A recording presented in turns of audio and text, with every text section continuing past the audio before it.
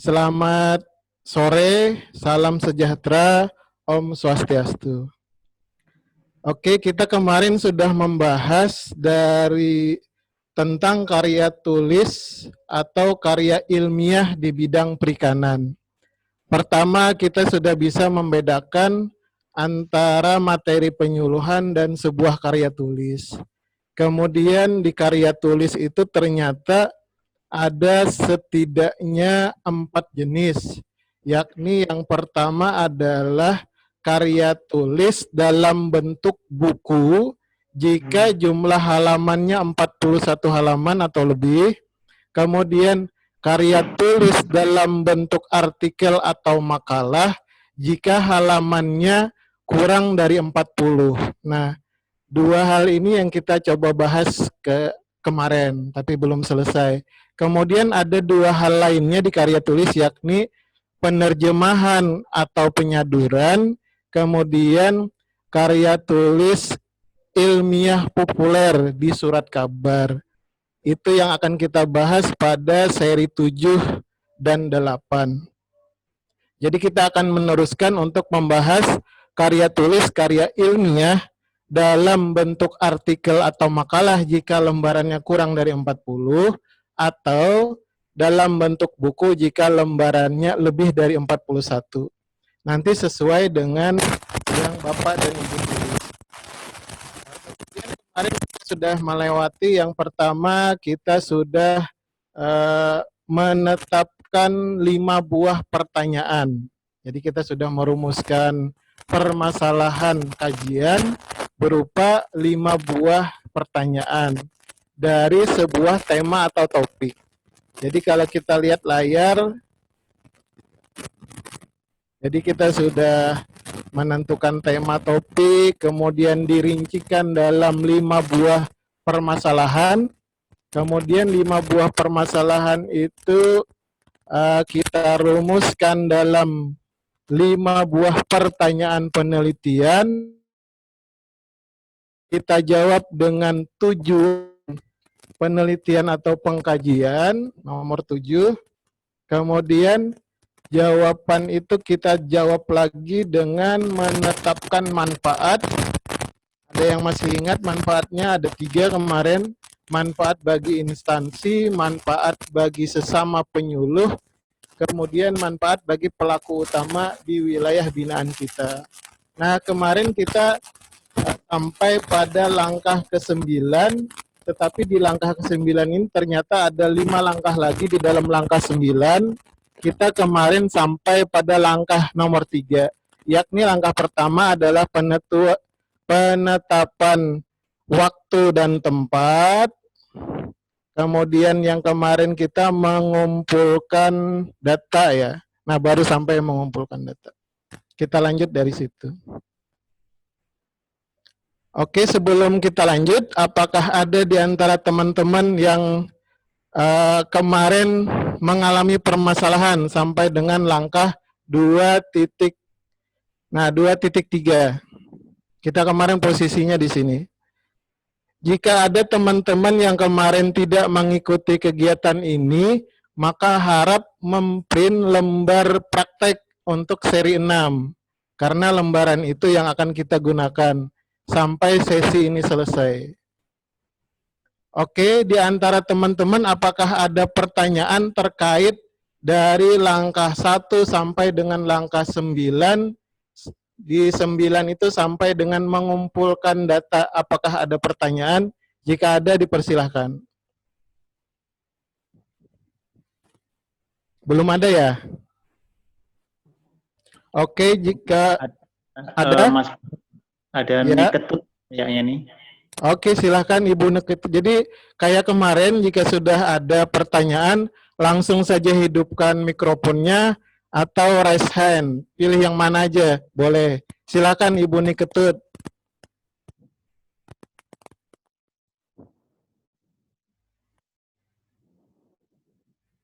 Ibu. Silakan untuk dibuka mic-nya.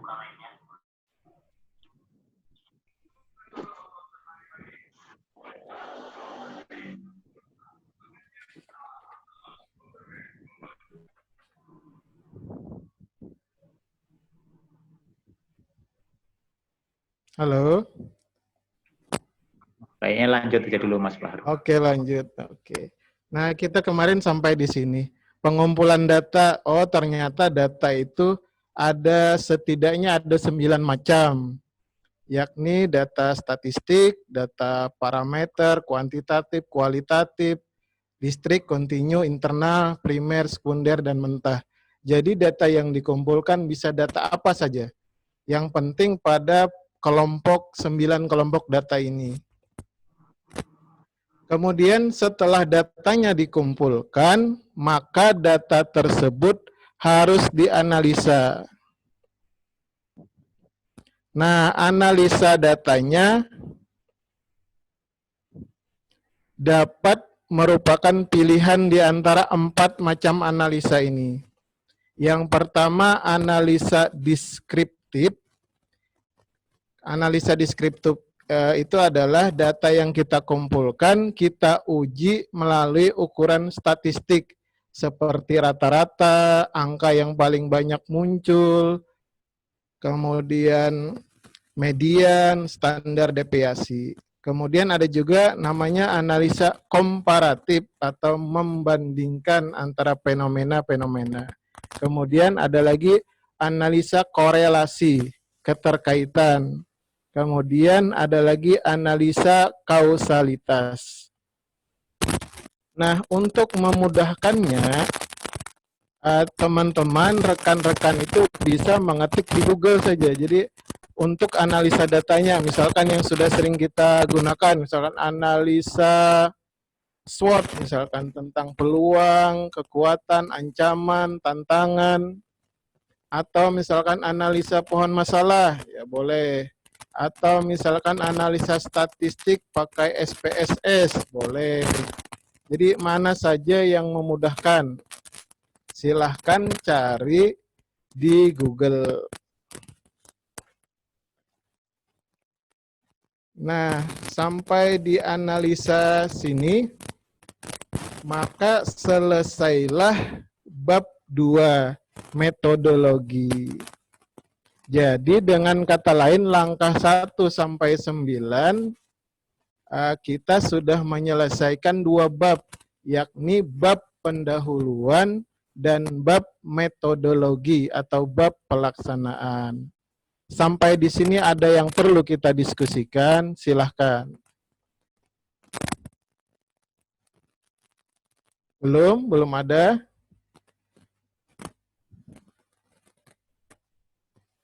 Belum ada ya.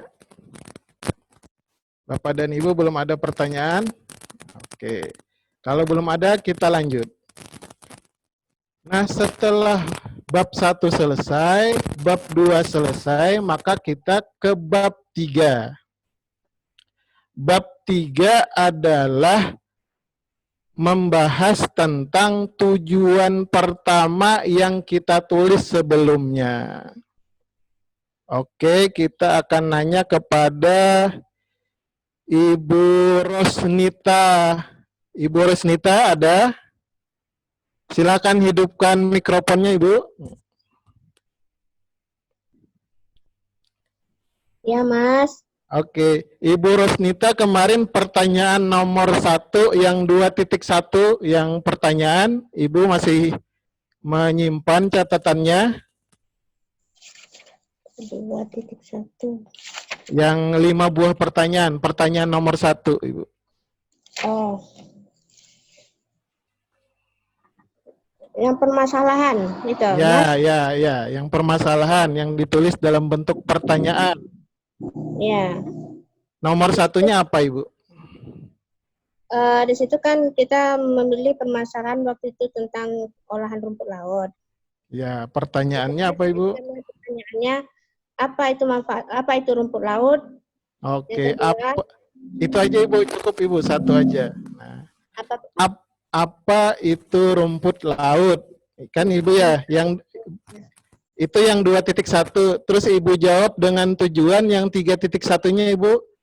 Ya. Rumput apa, laut Ibu? adalah tanaman air. Itu setelah titik-titik itu, Mas. Kayak yang 3.1-nya Ibu kurang tepat. Ibu harusnya nanti menulisnya adalah menjelaskan tentang batasan apa tadi, rumput laut ya Ibu ya? Ya, apa itu rumput laut Nah, dan manfaatnya rumput laut gitu, Mas. ya itu kan 2.1 ya Ibu, pertanyaannya ya nomor 1 itu.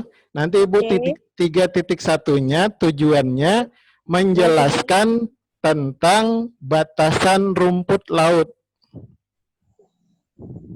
Ya Ibu ya? Oke. Nah, sehingga nanti bab 3 punya Ibu adalah mengenal rumput laut. Jadi bab 3-nya Ibu mengenal rumput laut. Oke, Mas. Oke. Makasih. Tergambar ya Ibu ya? Ya, betul, Mas. Oke. Nanti juga bab 4 dan selanjutnya Ibu sesuaikan dengan pertanyaan dan tujuan punya Ibu. Oke, sesuai dengan Oke. pertanyaan dan tujuan. Oke. Sekarang kita coba ke Ibu. Siapa lagi nih yang mau nih?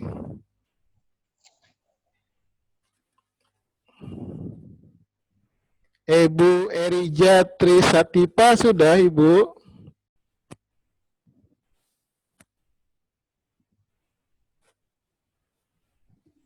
Belum, Pak. Belum. Kemarin nggak ikut? Kemarin ikut. Tapi ini Nah, judul saya ya temanya apa Ibu? ikan patin. Patin. Pemeliharaan ikan patin di jaring apung di danau buatan. Oke, di jaring apung. Kemudian pertanyaan nomor pertama apa Ibu? Pertama, mengapa rasa daging ikan patin di danau tidak berbau lumpur? Oke, mengapa rasa ikan patin tidak berbau lumpur kalau di danau? Kemudian tujuan nomor 1 Ibu apa Ibu? Tujuan Yang nomor 1, yang kalau di lembar tugas kita itu di 3.1-nya. Menjawab pertanyaan tadi apa Ibu jawabannya? Aduh, kayaknya belum ini, Pak. Belum. Nanti Ibu kan menjelaskan kelebihan rasa ikan patin yang dipelihara di jaring apung ya. Iya. Ya, nanti Ibu tulis itu. Kemudian bab 3-nya nanti, sehingga bab 3-nya adalah kelebihan dari tekstur dan rasa ikan patin yang dipelihara di karamba jaring apung. Begitu Ibu ya? Iya. Ya, Ibu teruskan. Ibu Rastini ada, Ibu Rastini?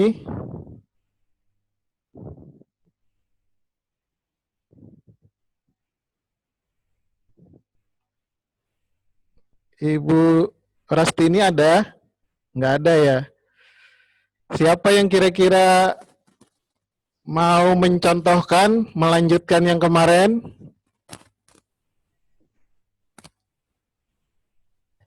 Siapa, Pak?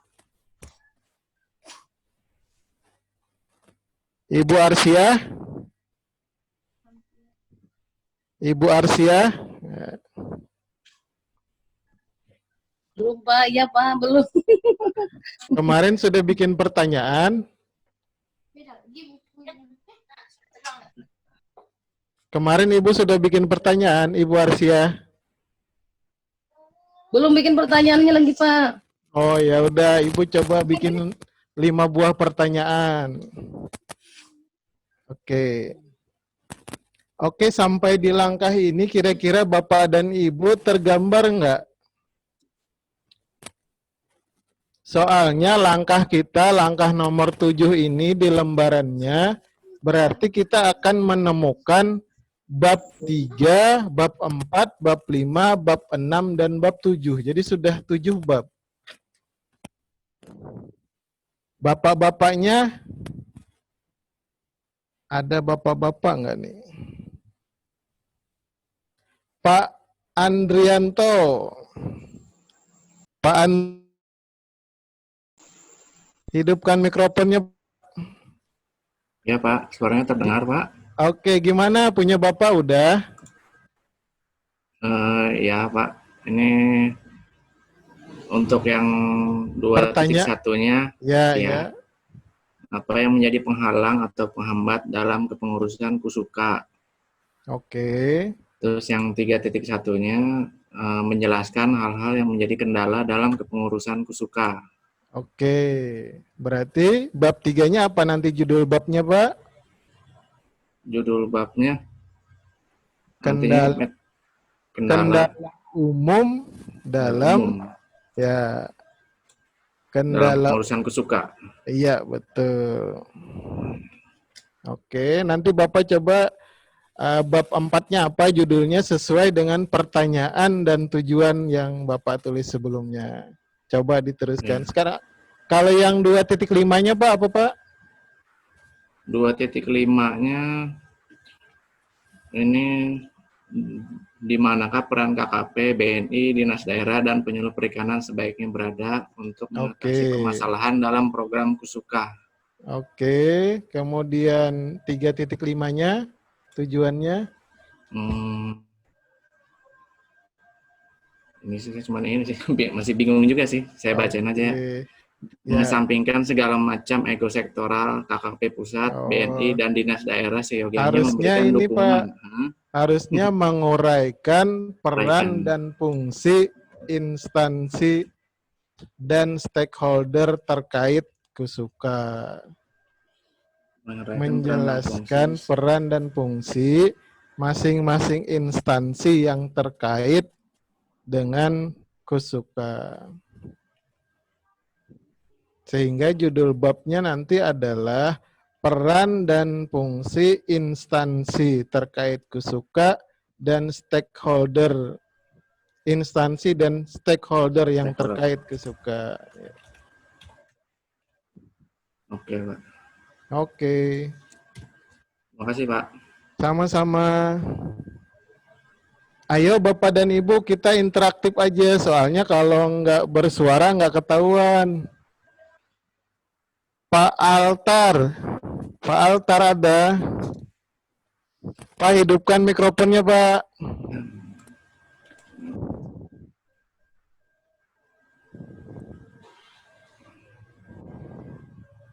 Pak Altar. Oke. Ya. Yang Bapak, Pak, pertanyaan 2.1-nya apa, Pak?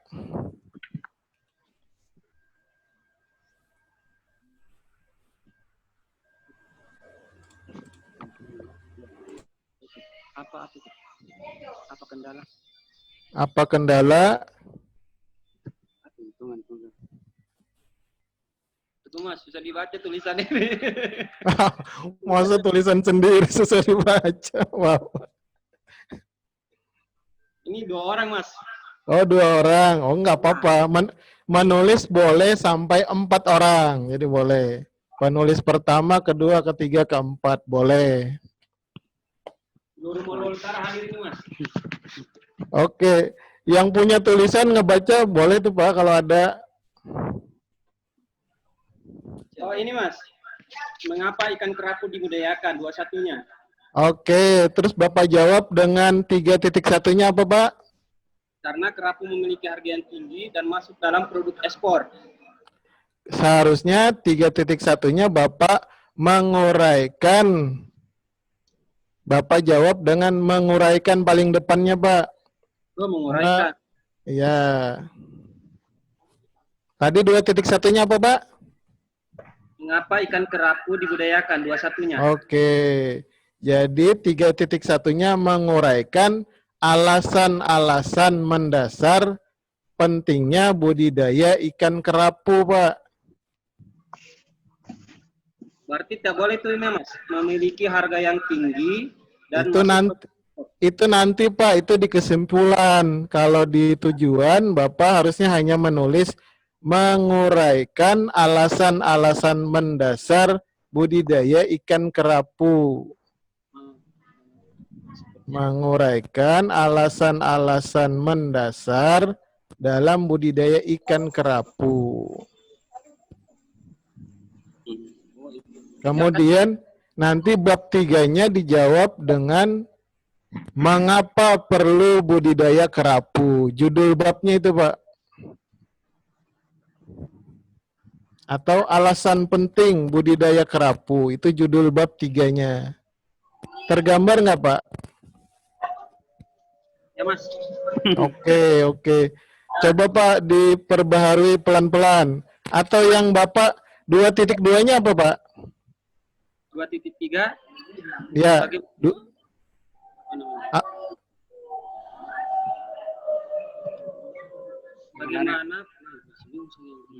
Bagaimana pengelolaan lokasi keramba jaring apung? Oke, pengelolaan lokasi jaring apung. Kemudian Bapak jawab dengan 3.3-nya apa, Pak? Pembersihan jaring tepat waktu dan pengurangan padat tebar. Harusnya Bapak hanya menguraikan cara pengelolaan lokasi budidaya. Menguraikan itu. Ya, menguraikan cara pengelolaan lokasi budidaya.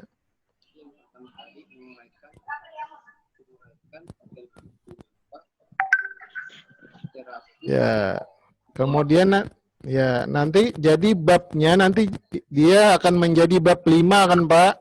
Kan tadi pertanyaan pertama 2.1 jadi bab 3. Pertanyaan 2.2 jadi bab 4. Pertanyaan 2.3 ini jadi bab 5. Nanti bab 5 punya Bapak adalah pengelolaan lokasi dan wadah budidaya. Judul babnya.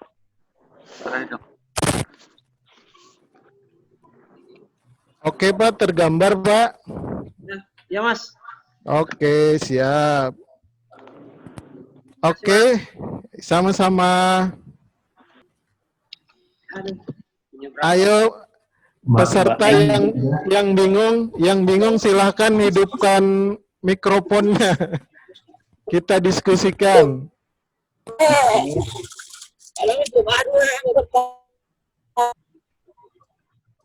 Suaranya kurang jelas.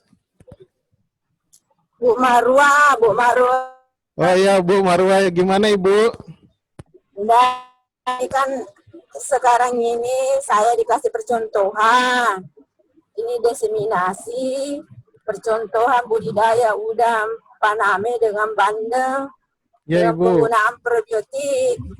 Ya, jadi Ibu. apa yang harus saya kaji di sini? Jadi salah satunya aja Ibu, teknologinya aja Ibu kaji. Nanti di dalam teknologinya kita bagi ke dalam 5 macam. Untuk memudahkannya, teknologinya Ibu buat pertanyaan. Kalau boleh tahu teknologinya apa Ibu tadi? Penggunaan probiotik rica. Ya, itu memang rencana. Penggunaan probiotik rica, Ibu. Oke, pada budidaya apa, Ibu? Budidaya udang windu, polikultur dengan paname dengan bandeng. Oke, udang paname dan bandeng. Ya. Oke, jadi nanti pertanyaannya mungkin yang pertama adalah apa itu probiotik, misalkan. Ya. Kemudian pertanyaan kedua, apa yang dimaksud dengan probiotik rica? Kemudian pertanyaan nomor 3, bagaimana aplikasi probiotik rica pada budidaya ikan sistem polikultur antara udang paname dan bandeng?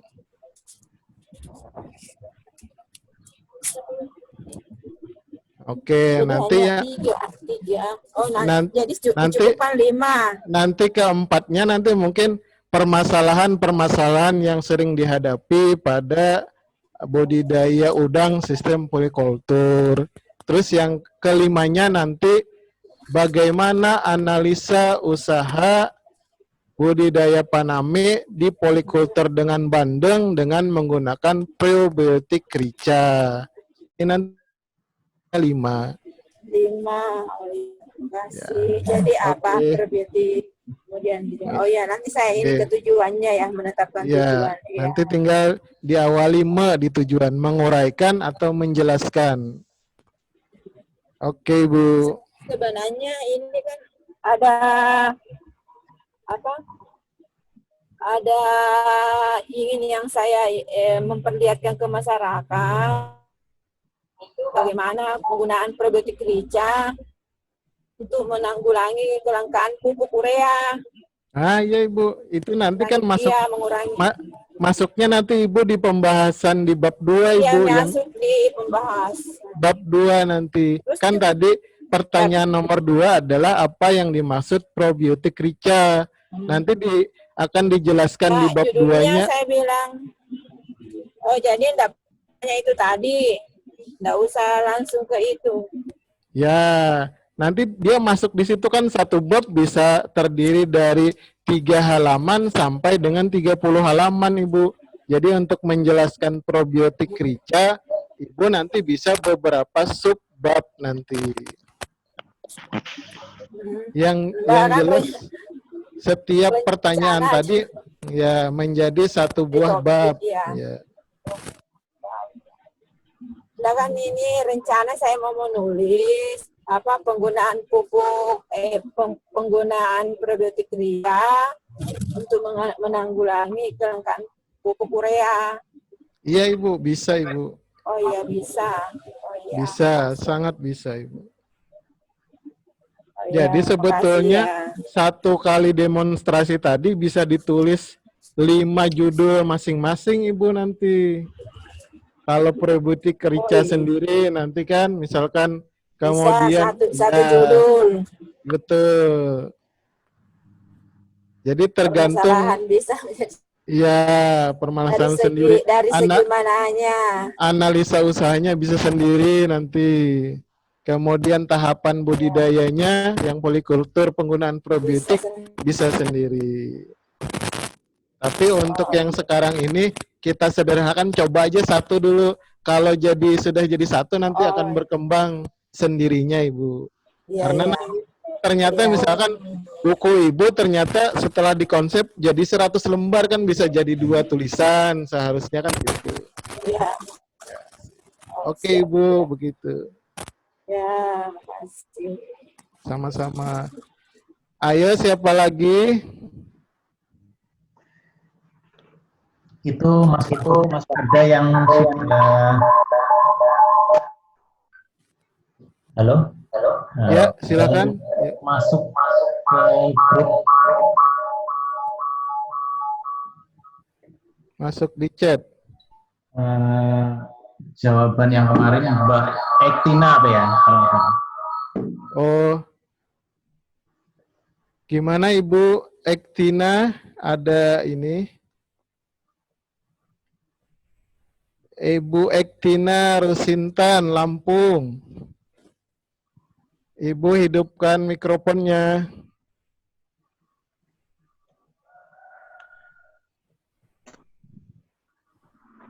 Ibu Ektina.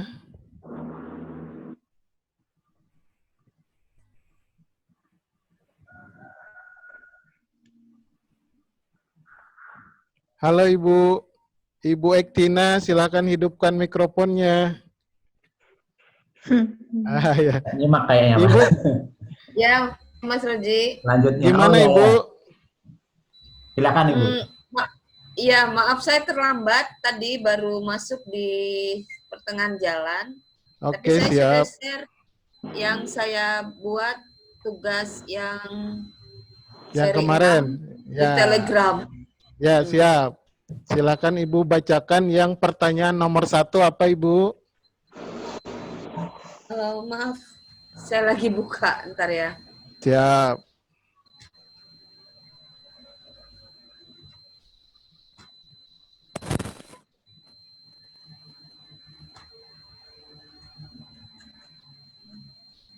Pertanyaan 1,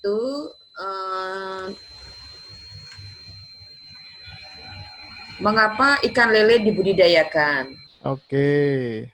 Ibu jawab dengan tujuan nomor 1-nya apa Ibu?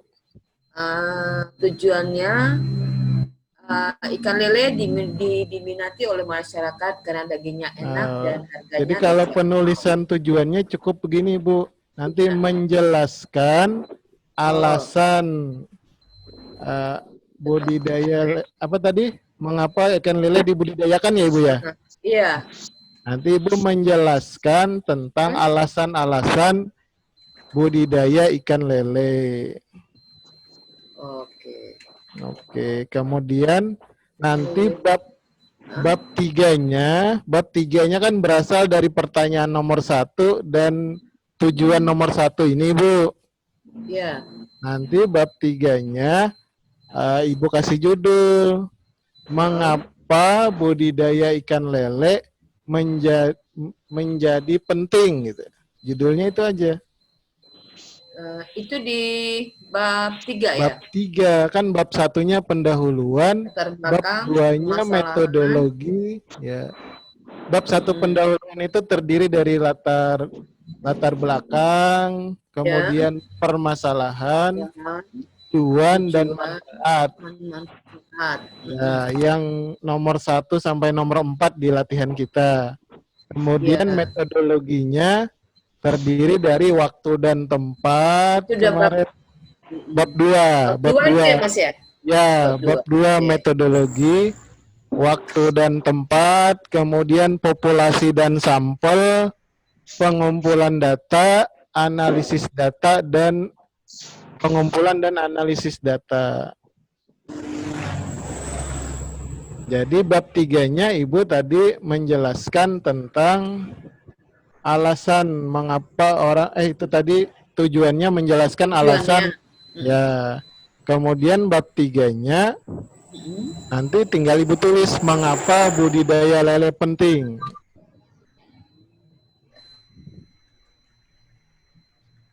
Atau alasan budidaya ikan lele. Jadi Ibu pilih aja apa. Tapi yang jelas harus terkait dengan pertanyaan nomor 1, kemudian tujuan nomor 1 menjadi bab nomor 3. Nanti pertanyaan nomor 2, kemudian tujuan nomor 2 menjadi bab 4. Begitu seterusnya sampai pertanyaannya ada 5. Sampai di sini ada yang ditanyakan? Ya, saya sudah share yang saya kerjakan, tapi sepertinya belum dikoreksi, Mas Oji. Pada umumnya betul aja Ibu yang sudah disusun. Jadi sekarang kita melanjutkan sampai menjadi buku. Oke. Oh, jadi yang kita masuk ke bab 3 setelah yang pertanyaan pertama jadi bab 3, pertanyaan kedua jadi bab 4, pertanyaan ketiga jadi bab 5, pertanyaan keempat jadi bab 6, pertanyaan kelima jadi bab 7. Jadi sudah 7 bab. Sampai di sini ada yang ditanyakan, Bapak dan Ibu? Mas, bisa diulang, Mas? Ulang tadi, Mas. Oke, kita ulang ya. Yang kemarin kita praktekkan kalau memprint lembaran kerjanya kan ada nomor 1 ya, tetapkan tema atau topik kan ada kan? Itu nomor 1. Kemudian nomor 2-nya adalah membuat pertanyaan permasalahan. Yang ketiganya membuat tujuan, yang keempatnya manfaat. Nah, nomor 1, 2, 3, dan 4 tadi adalah bab pertama. Nama babnya adalah bab pendahuluan. Nanti bab 1 pendahuluan, 1.1-nya latar belakang, 1.2-nya nanti permasalahan, 1.3-nya tujuan, 1.4-nya manfaat. Kemudian nanti bab 2-nya metodologi yang kemarin juga dan hari ini kita selesaikan.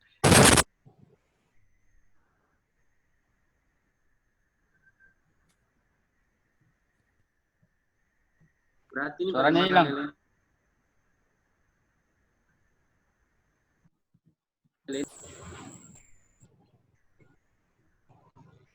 Maaf, Mas Fahrur. Suaranya nggak ada. Mas Fahrur.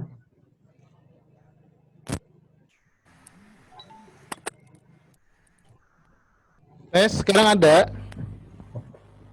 Ada. Oke, ada. Oke. Jadi, kemudian bab 2, nama babnya adalah bab metodologi. Bab metodologi 2.1-nya waktu dan tempat, 2.2-nya populasi dan sampel, 2.3-nya pengumpulan data, 2.4-nya pengolahan data, 2.5-nya analisa data. Jadi sudah jadi 2 bab kan? Berapanya, Mas? Ya, kita sudah selesai 2 bab. Diulang Mas Roji. Oke, siap. Saya ulang. Bab pertama adalah bab pendahuluan. Oke. Nah, bab pendahuluan itu terdiri dari latar belakang, permasalahan, tujuan, dan manfaat. Nah, itu kalau di lembaran tugas kita ada di nomor 1, 2, 3, dan 4. Sehingga kita sudah menyelesaikan bab 1 namanya bab pendahuluan. Permasalahan itu yang 5 buah pertanyaan, tujuan itu yang 5 buah ya kalimat positif yang diawali me, kemudian manfaat itu yang 3 buah manfaat berdasarkan kelompok pelaku utama, teman-teman sesama penyuluh, dan instansi kita. Itu bab 1. Bab 2-nya adalah bab metodologi. Bab metodologi terdiri dari 5 subbab yang sudah kita bahas, yakni waktu dan tempat, populasi dan sampel, pengumpulan data, pengolahan data, dan analisa data. Jadi kita sudah jadi 2 bab. Sampai di sini ada yang ditanyakan? Sudah ya? Sudah oke? Nah, sekarang kita pada langkah nomor 7. Yakni jika di buku itu menjadi bab tersendiri. Jadi pertanyaan nomor 1 di tugas nomor 2, kan tugas nomor 2 adalah membuat minimal 5 buah pertanyaan. Pertanyaan nomor 1 dan tujuan nomor 1 diuraikan dalam 1 bab tersendiri. Jika kita niatnya membuat buku. Jika kita niatnya membuat hanya artikel yang beberapa lembar, maka nama babnya, bab 3-nya tetap hanya hasil dan pembahasan. Yang tadi pertanyaan nomor 1 dan 5 menjadi subbab. Jadi subbab 3.1, 3.2 sampai 3.5. Kalau cuman lembaran, jadi berupa artikel atau makalah. Tapi kalau niatnya menyusun buku, maka setiap 1 buah pertanyaan menjadi 1 bab. Sampai di sini ada yang ditanyakan?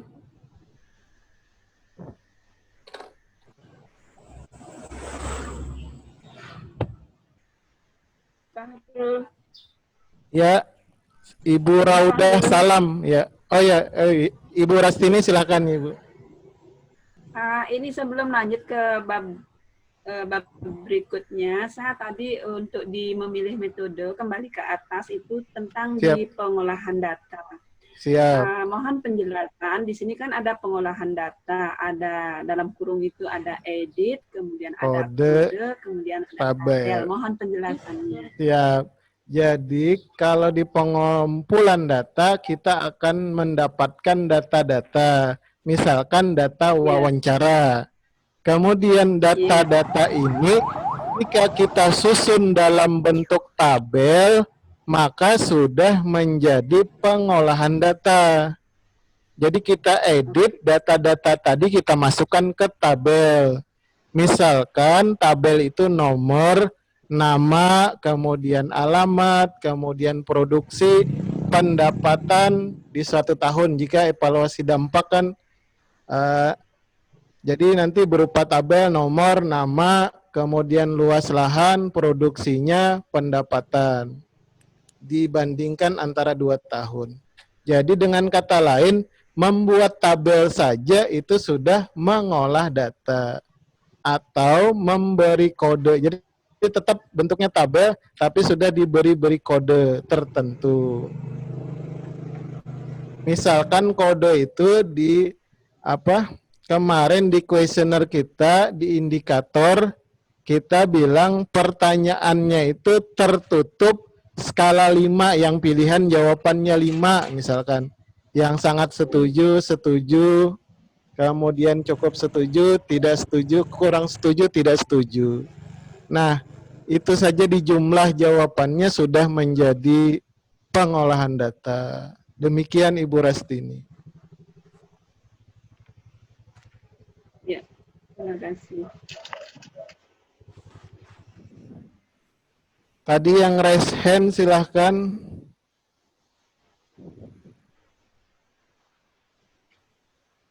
Tidak ada. Ini agak sulit meneruskan. Saya takutnya belum belum nyambung sempurna gitu. Karena cerita kita ini 2 buah, jadi 2 hal yang bisa kita buat. Yang pertama adalah buku, yang kedua adalah artikel, ya, artikel atau makalah. Nah, ini tergantung pada banyaknya lembaran. Jika lembaran yang kita buat nanti lebih dari 40 lembar, maka jadi buku. Jika lembaran karya tulis kita kurang dari 40 lembar, maka jadi artikel atau makalah. Nah, tadi perbedaannya adalah pada penentuan bab 3-nya. Jika niatnya hanya menjadi artikel atau makalah yang beberapa lembar, maka bab 3-nya cukup diberi nama hasil dan pembahasan.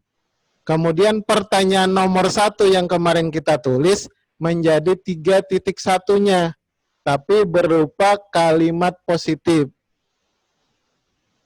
3.1 sampai 3.5. Tetapi niatnya jika untuk menyusun buku, maka setiap pertanyaan kemarin menjadi 1 bab tersendiri. Sehingga jika membuat buku, kita sudah mengkonsepkan sampai dengan bab 7. Karena bab 1 pendahuluan, bab 2-nya adalah metodologi, bab 3 pertanyaan nomor 1, bab 4 pertanyaan nomor 2, dan seterusnya sampai bab 7. Ya. Sampai di sini kira-kira memahami atau masih perlu yang ada kita kuatkan? Silahkan para peserta. Tanya, Mas. Ya, siap. Ya, ini kan dari penjelasan kalau kita bikin buku kan nanti masing-masing pertanyaan itu akan menjadi bab. Iya, betul. Untuk lebih mempertajam dari penulisan kita, ada enggak outline dari pertanyaan 1 ke pertanyaan 2, pertanyaan 3 itu yang lebih menyambung gitu, Mas? Mau penjelasan, Mas? Kalau outline-nya tidak bisa, Ibu, karena berbeda-beda berdasarkan pertanyaannya. Jadi paling bisa kita contohkan yang Ibu pertanyaan nomor 5 aja apa, Ibu? Pertanyaan nomor 5. Nah, kalau tadi kan kita kan ada mengenai rumput laut itu ya, Mas ya. Ya. Jadi Pertanyaan nomor 5 aja, Ibu. Pertanyaan nomor 5. Ujung-ujungnya saya ke pengolahan, Mas. Ya, bagaimana inovasi yang bisa dibuat dari rumput laut gitu. Sip, Ibu. Nanti kan nomor 5, pertanyaan nomor 5 Ibu adalah bagaimana inovasi yang dapat dilakukan dalam pengolahan rumput laut ya, Ibu ya? Iya. Oke. Nanti berarti di tujuannya Ibu menjelaskan inovasi-inovasi dalam pengolahan rumput laut.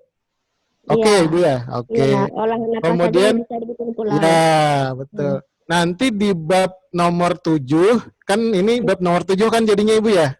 Iya. Tujuh. Nanti subbab Ibu menjelaskan setiap kira-kira olahan apa aja Ibu.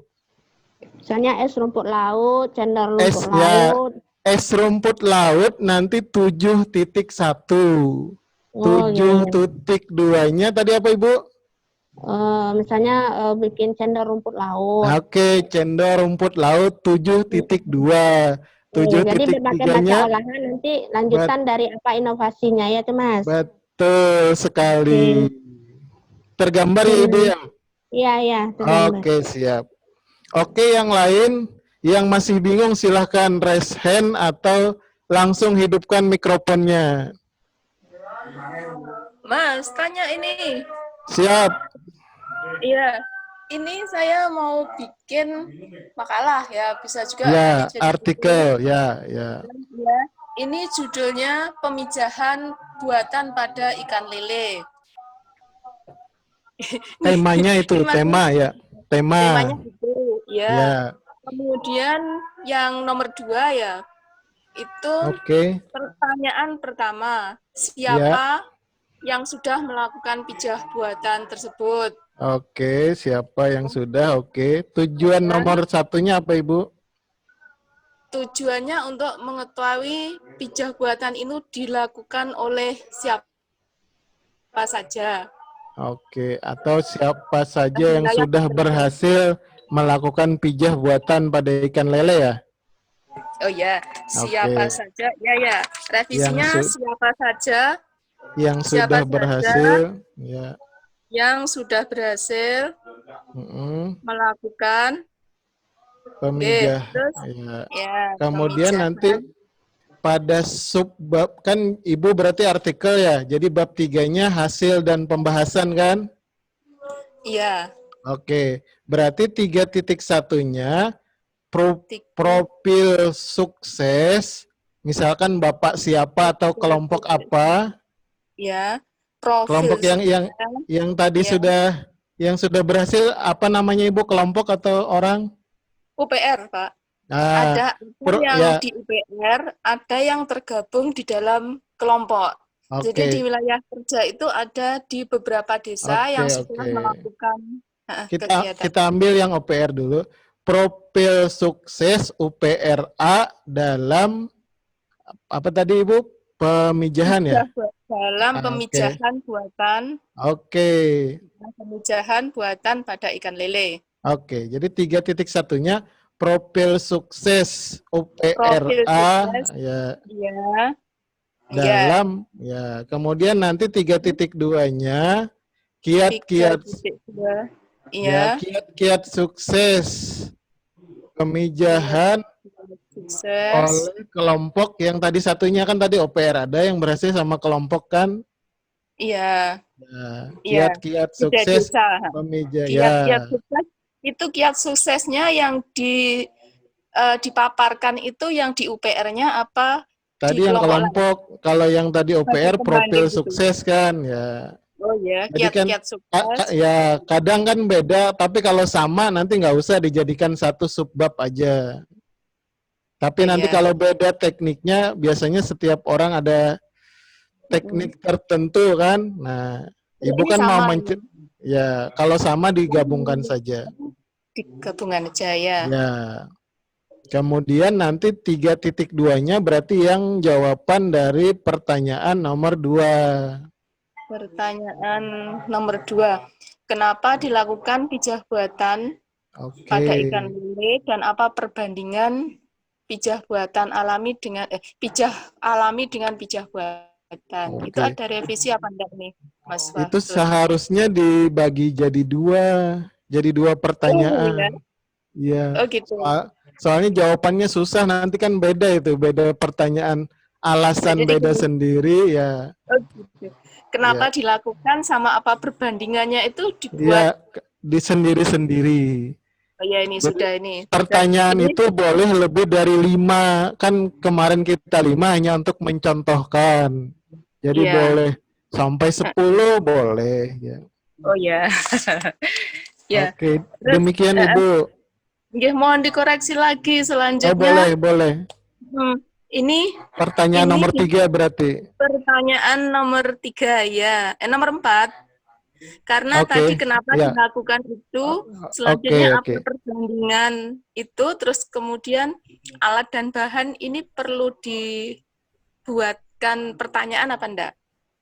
Kayaknya Apa alat dan bahan itu nanti gabungannya di prosedur kerja, Ibu. Jadi bagaimana prosedur kerja pemijahan buatan. Jadi nanti Ibu akan menjelaskan berupa alat dan bahan dan tahapan langkah-langkah.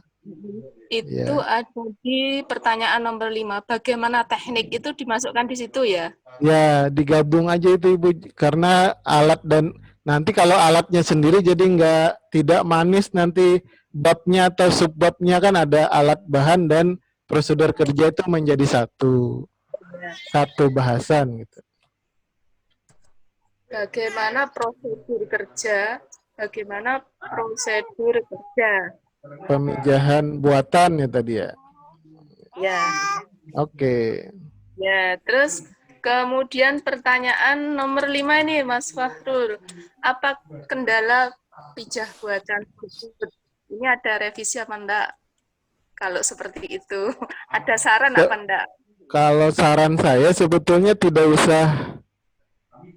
usah ditambah kendala karena ceritanya Ibu hanya mau menjelaskan tentang kita bisa melakukan pemijahan buatan kan berupa profil sukses dan langkah-langkahnya.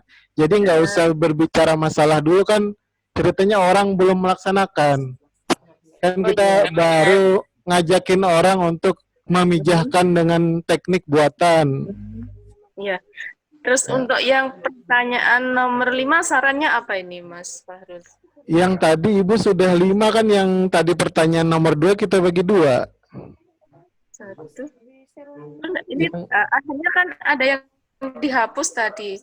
Ya, ada yang digabung. Siapa, terus perbandingannya pijah alami dan prosedur kerja, kemudian yang ke-5 belum ini. Oke, berarti bagaimana analisa usaha atau perhitungan keuntungannya. Analisa usaha. Analisa keuntungan ya. Ya. Oh ya. Terus tetapkan tujuan. Tujuannya tinggal dibalikkan ya. Diawali ya, misalkan nomor 5 menjelaskan tentang analisa usaha pemijahan ikan buatan. Menjelaskan tentang analisa usaha pemijahan ikan buatan ya tadi Ibu ya. Iya. Ya. Nantinya menjadi subbahasan 3.5 ya. Iya. Analisa usaha. Analisa usaha, ya. Iya. Iya Ibu, begitu Ibu. Iya. Ya, sementara itu nanti bisa dilanjut pertanyaan. Terima kasih Mas. Siap. Terima kasih Ibu Reno. Oke, yang lain bagaimana?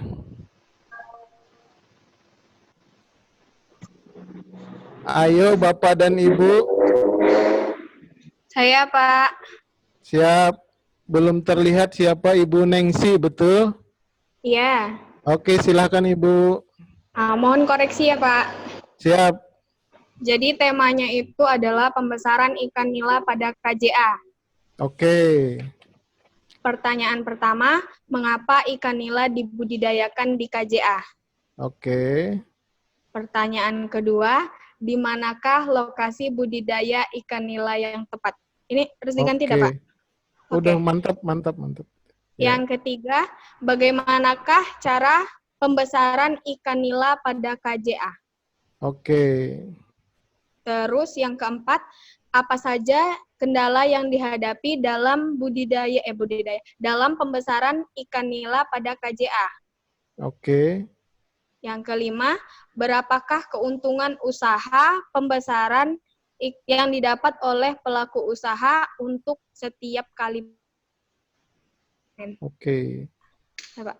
Pada prinsipnya sudah mantap Ibu, hanya mungkin akan lebih baik jika nomor 4-nya menjadi nomor 3, nomor 3-nya jadi nomor 4, ditukar gitu Ibu. Oh, siap-siap Pak. Ya. Berarti nomor 3 tadi nomor 4.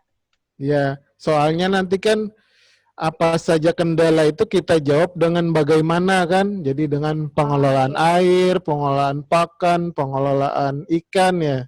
Sebetulnya yang bagaimana ini jawaban dari kendala kan. Oh, siap-siap Pak. Ya. Terus tujuan penulisan atau pengkajian.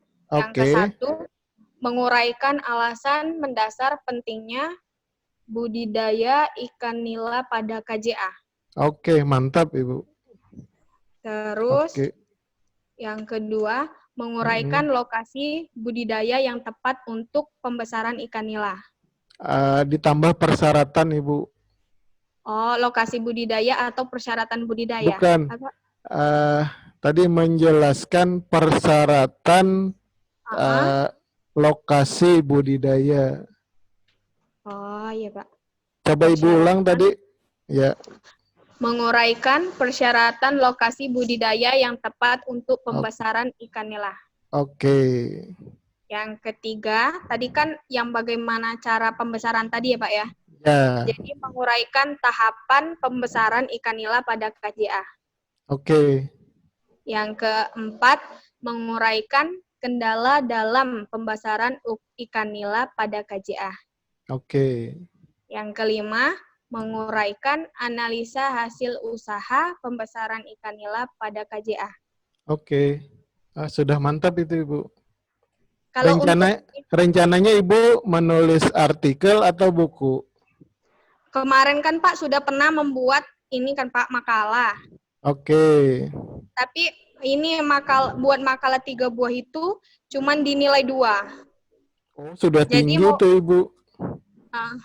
Sudah tinggi kan, cuman modalnya 5 lembar kertas kan. Itu Pak, makalahnya kemarin 10 bab, 42 halaman.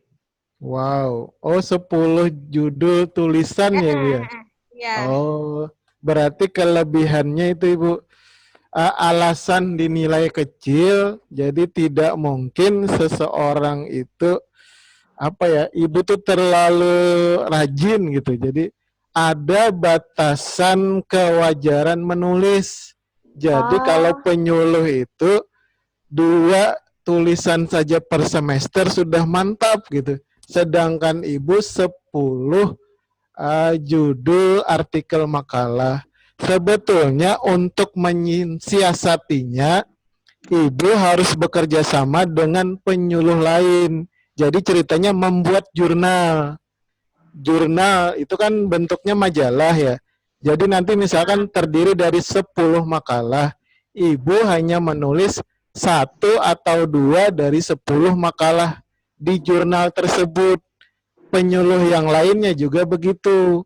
Setiap 1 buah judul artikel nilainya 6. Syaratnya harus ada ESSN. Kemudian pengurusan ESSN itu hanya paling lama 3 minggu, biayanya 200.000, bisa dipakai seumur hidup untuk 1 buah jurnal atau majalah. Nanti akan kita bahas pada seri 8. Jadi ternyata dinas kita bisa jadi penerbit, atau nanti DPD IPKANI Provinsi atau DPC IPKANI Kabupaten Kota bisa jadi penerbit. Ya, Pak. Jadi nanti Ibu kerjasama dengan yang lain aja. Jadi modalnya nanti 5 lembar, pengajuan 6. Ya kalau dikasih 2 juga nggak rugi gitu. Banyak gitu. Ya. Pak, untuk manfaat penulisan ini berdasarkan apa Pak? Manfaatnya dilihat jika buku tadi dibaca oleh, misalkan yang pertama dinas instansi, apa manfaatnya? Jadi mungkin bisa menjadi saran masukan dalam program pengembangan perikanan di masa yang akan datang. Misal, yang kedua, jika buku ini dibaca oleh teman-teman sesama penyuluh, mungkin manfaatnya bisa dijadikan referensi dalam penyusunan materi penyuluhan. Kemudian, manfaat ketiga adalah jika buku ini dibaca oleh pelaku utama binaan kita. Kira-kira apa manfaatnya? Mungkin menambah pengetahuan dan keterampilan tentang yang kita tulis tadi. Oh, Begitu, siap, Ibu. Pak. Iya, Pak. Terima kasih, Ibu Nengsi. Tanya, Ya. Pak. Siap, silakan. Ya, terima kasih, Pak. Ini tentang kami menyusun karya tulis dengan judul mengenal lebih dekat ekosistem mangrove. Oke, temanya mengenal lebih dekat ekosistem mangrove. Kita baru tema Ibu, judulnya nanti nomor 11. Mengenal. Oke, Ibu, silahkan Ibu pertanyaannya. Kalau yang kemarin bab 3 kami masukkan fungsi ekosistem mangrove. Yang bab pertama kan pendahuluan.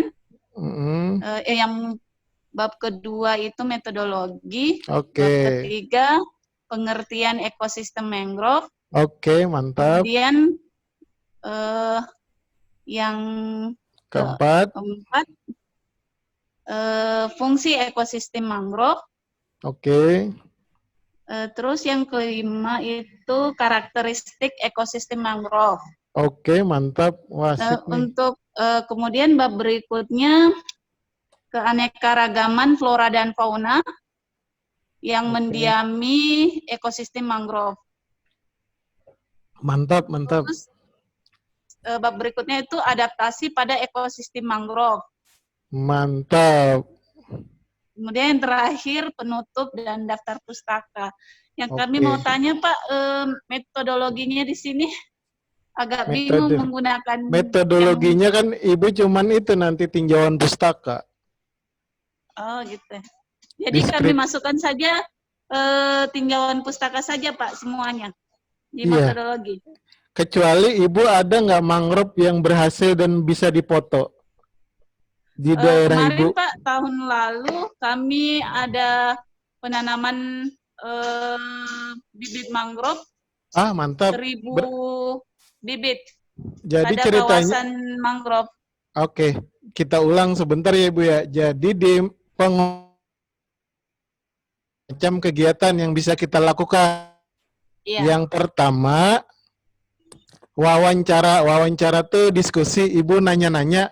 Kira-kira kalau ada orang yang bisa Ibu tanya-tanya tentang mangrove, misalkan kepala dinas atau ketua kelompok yang tentang konservasi atau ketua gabungan kelompok atau siapa aja, jika ada maka Ibu bisa menambahkan wawancara.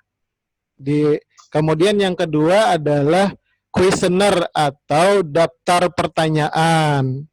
Untuk memudahkan biasanya orang bikin kuesioner. Tapi kalau Ibu tidak bikin kuesioner, cukup tadi wawancara. Sudah ada 2 kan Ibu ya? Kemudian yang ketiga, cara mengumpulkan datanya adalah observasi lapang. Observasi lapang itu Ibu melihat langsung di lapangan atau Ibu praktek di lapangan. Nah, jika di wilayah Ibu ada yang bisa dipoto, apalagi tadi sudah nanam mangrove kan ada fotonya. Kemudian hasil setelah itu, berarti sebetulnya Ibu ini mengumpulkan datanya bisa dengan keempat-empatnya. Jadi tidak hanya tinjauan pustaka. Jadi yang pertama tadi wawancara, diskusi kan. Kemudian kuesioner bisa nggak? Ya, kalau kuesioner bisa, kuesioner. Yang ketiga observasi lapang. Yang keempat tinjauan pustaka. Sehingga Ibu ternyata mengumpulkan datanya keempat-empatnya. Demikian Ibu. Ya, terima kasih Mas. Tunggu Ibu, ada saran untuk Ibu nih. Ibu Raudah Salam. Nah, nanti saat misalkan membahas tentang bab nomor 3. Tadi apa Ibu? Bab nomor 3-nya Ibu? Pengertian ekosistem mangrove. Oke, pengertian ekosistem mangrove. Kan Ibu akan misalkan saja mengetik di Google Ibu ketik kan pengertian ekosistem mangrove, atau Ibu ketik ekosistem mangrove menurut ahli. Nah, itu kan yang akan Ibu, nanti Ibu boleh mengambil pendapat satu orang. Yang pertama pendapat misalkan di satu buah blog atau artikel di internet, kemudian Ibu nanti cari lagi pendapat orang kedua. Jadi misalkan menurut Anton apa mangrove itu, kemudian menurut Budi apa mangrove itu, kemudian nanti Ibu simpulkan menurut Ibu, sehingga mangrove dapat didefinisikan sebagai ini. Jadi jangan harus ada kata-kata yang dari ibunya.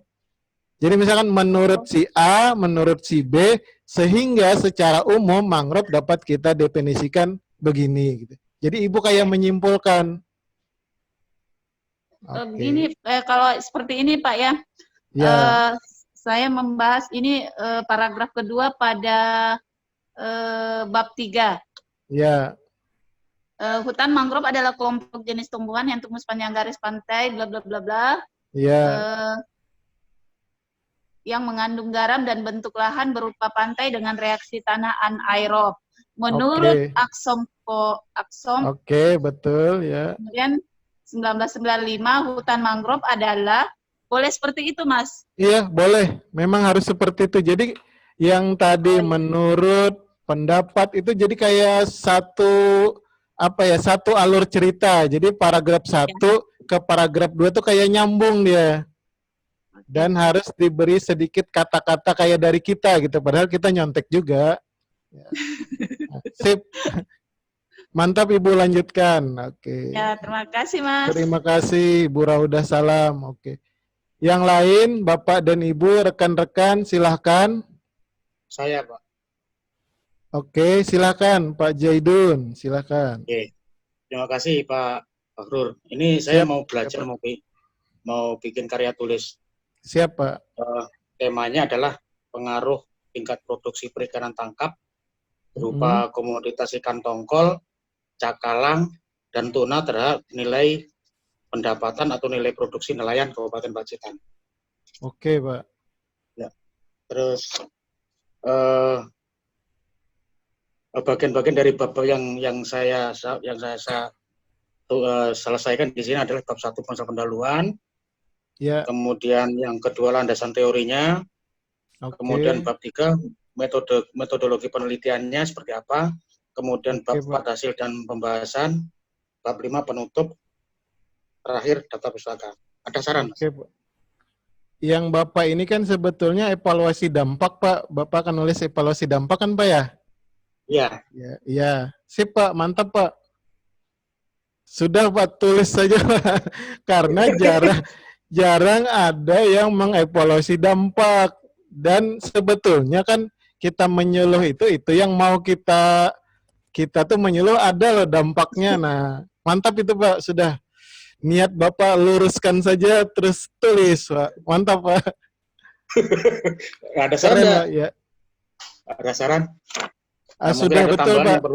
Jadi, sudah betul. Jadi, nanti Bapak kalau bisa membandingkan antara minimal 2 tahun yang berbeda.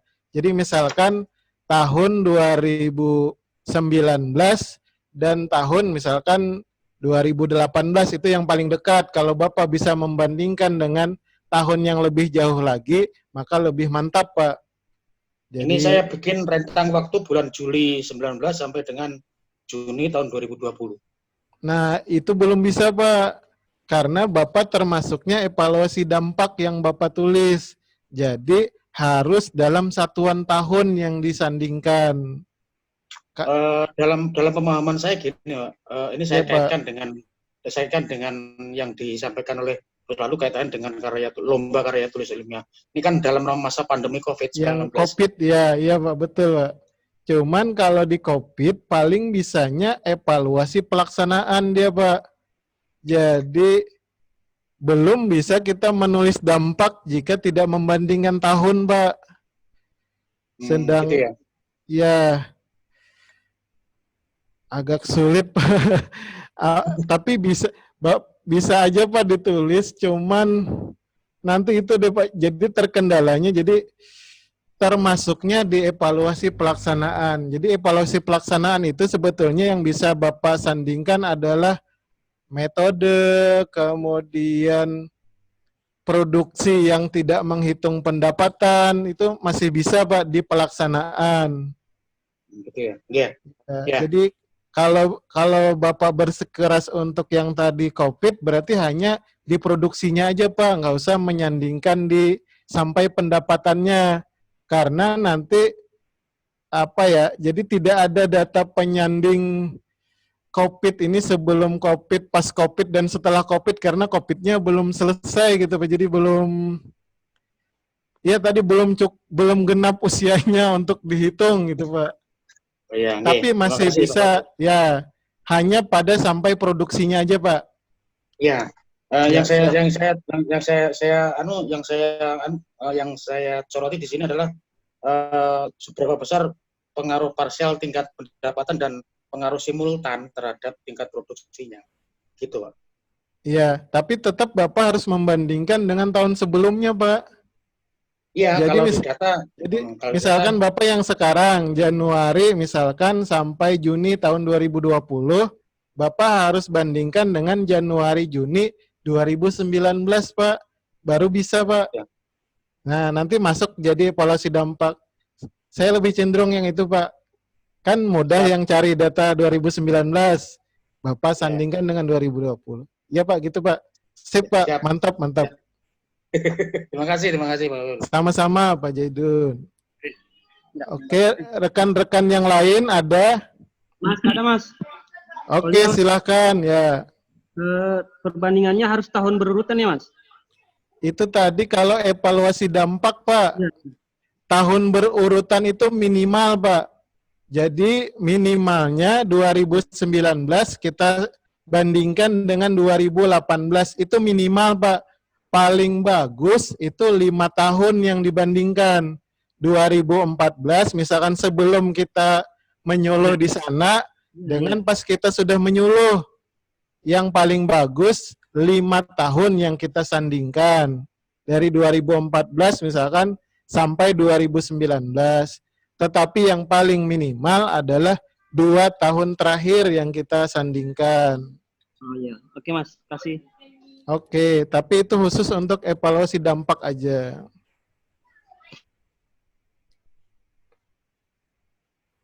Oke, silahkan Bapak dan Ibu yang lain.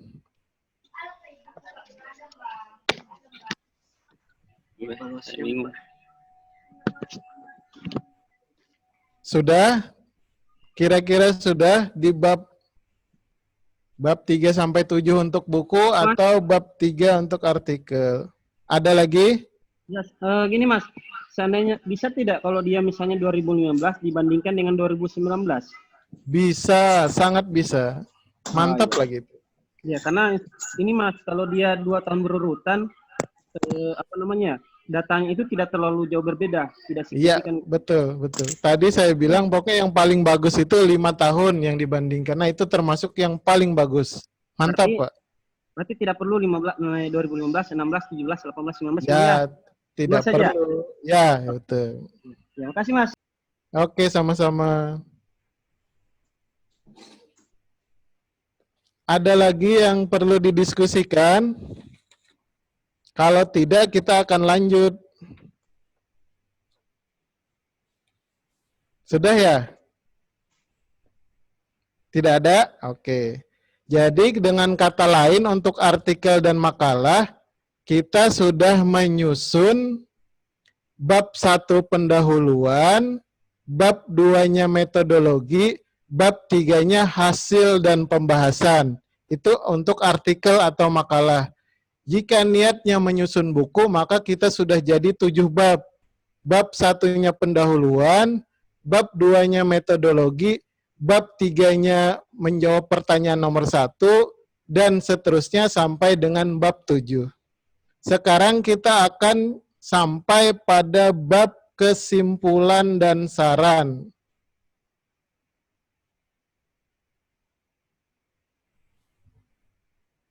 Saya coba share screen. Kita sampai pada bab kesimpulan. Sekarang yang pertama kita akan membuat kesimpulan. Kesimpulan itu adalah jawaban dari tujuan. Yang kita kan pertama menyusun pertanyaan, kemudian kita menyusun tujuan. Nah, kesimpulan itu adalah jawaban dari tujuan. Misalnya adalah tujuan yang pertama adalah menjelaskan alasan budidaya ikan nila di KJA. Misalnya adalah tujuan pertamanya adalah menjelaskan alasan-alasan budidaya ikan nila di KJA. Maka yang menjadi kesimpulan adalah beberapa alasan budidaya ikan nila di KJA. Nanti titik 2. Jadi alasan-alasan budidaya ikan nila di KJA, berupa. Kita tulislah dalam sebuah kalimat. Jadi misalkan secara ekonomis lebih menguntungkan, kemudian jarangnya serangan hama penyakit, dan lain-lain. Jadi kesimpulan itu merupakan satu buah kalimat untuk menjawab setiap satu buah tujuan. Jadi jumlah kesimpulannya 5 jika tujuannya 5 buah. Oke, saya ulang ya. Jadi kesimpulan itu sebanyak jumlah tujuan. Jika tujuannya 5 buah, maka kesimpulannya harus 5 buah. Dan setiap satu buahnya adalah satu kalimat. Coba kita contohkan, siapa yang mau dicontohkan? Pak Iskandar, ada Pak Iskandar? Pak Iskandar, hidupkan mikrofonnya, Pak. Pak Iskandar Musa.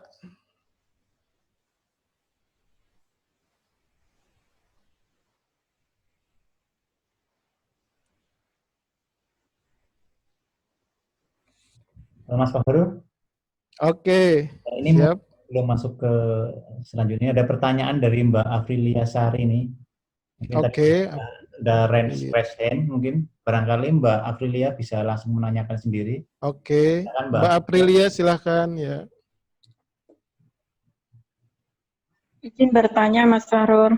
Siap, silakan. Nah, mau bertanya itu kalau misal kita ingin membuat buku ya, pertama apakah ada ketentuan menggunakan font apa, hurufnya berapa, terus ini Mas ukuran kertasnya berapa itu, minimalnya itu seperti apa gitu. Terima kasih.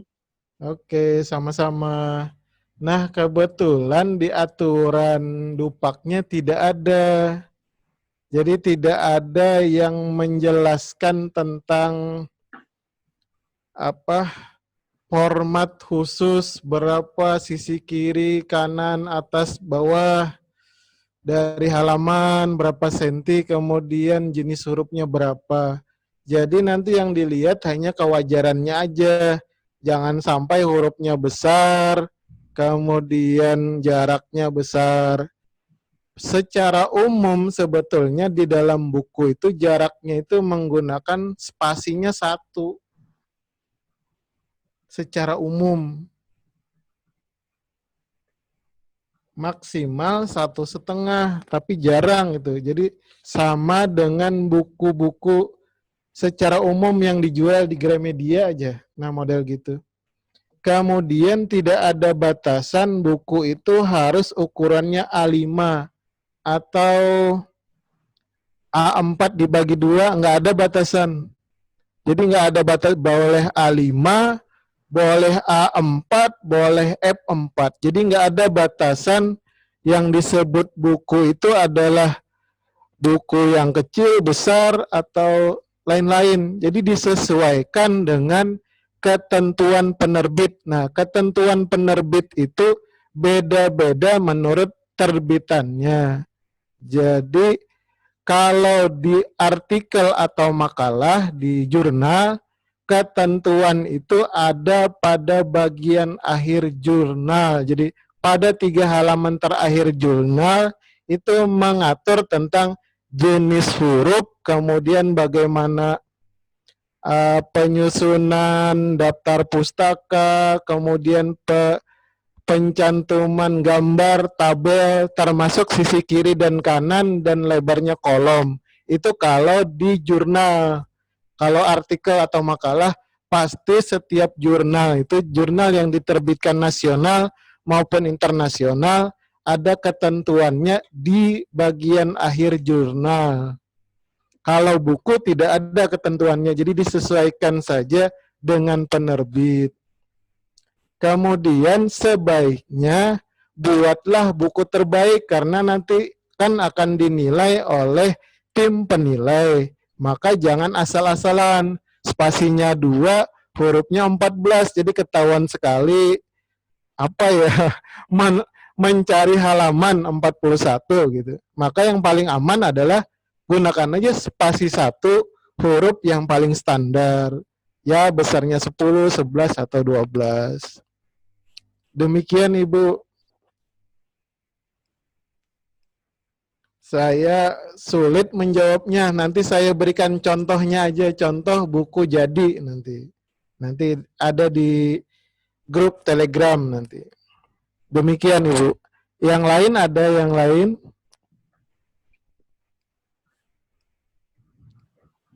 Izin Mas Parul. Oke, silakan. Ya, makasih. Terkait dengan di bab kesimpulan dan saran.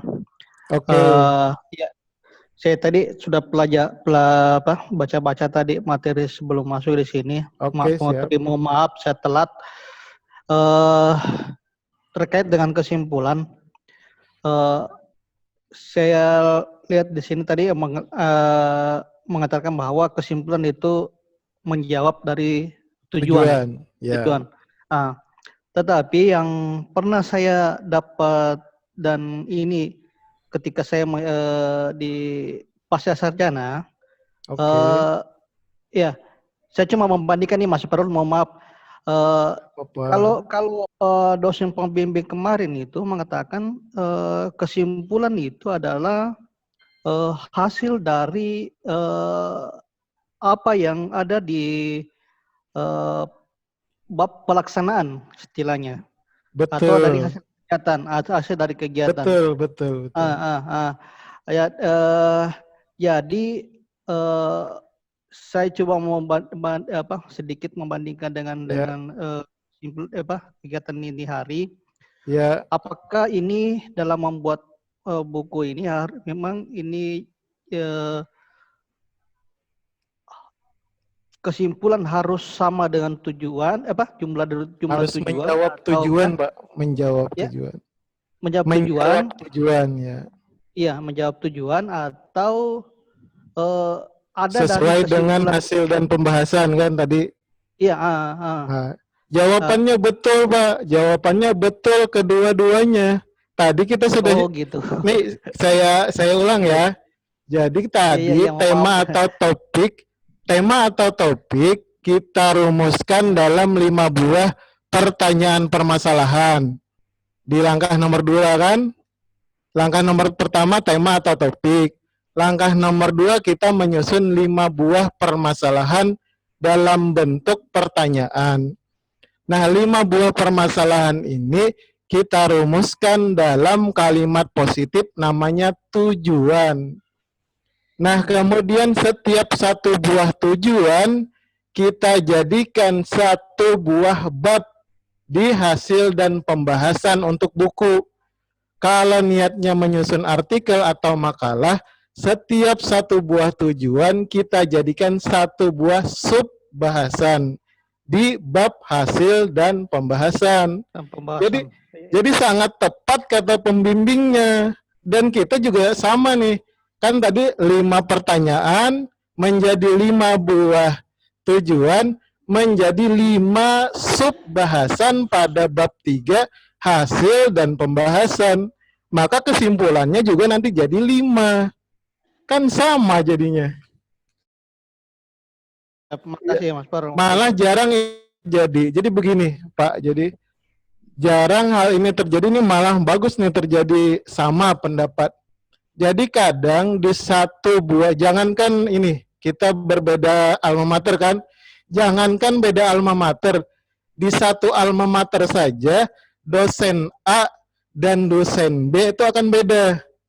Jangankan gitu, dosen A dan dosen B-nya sama pembimbingnya, cuman dosen B di mahasiswa 1 menjadi pembimbing 1.